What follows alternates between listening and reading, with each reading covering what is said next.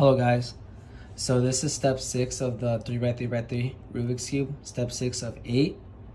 In this video we're going to go over the T alignment, which is basically just having all the yellow cross border pieces match with the center. So the key is the first part, we want to place the yellow face as your top face, white face as your bottom face as in the previous step. We try to align the top middle pieces of the frontal faces with their corresponding centers. And then now there's two different cases for this. Case one is you have two middle pieces that are lined up opposites of each other. If that's the case, then you want to have one middle piece in the front, one middle piece in the back.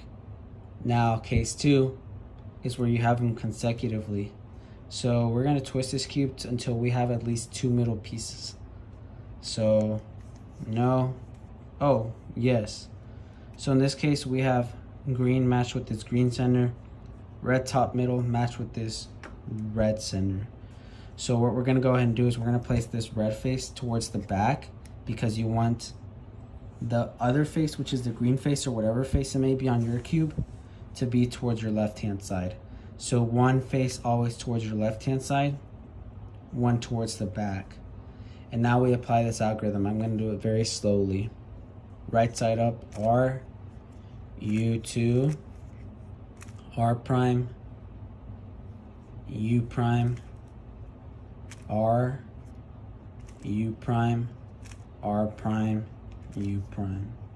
And when we do that, now we have red match, green match, but now we have orange and blue. So that's pretty much it. If you don't understand Rubik's Cube notation, I have a link down below where I go over every Rubik's Cube notation on every cube. Highly recommend it for beginners. If you don't know how to make a face, if you don't know what the opposite sides are, which by now you should, but if you don't, I've linked down below, I have a video for that. If you don't understand Rubik's Cube notation, that one I do highly recommend you understand it, because it's very important when you apply algorithms. Anyways, I hope you enjoyed.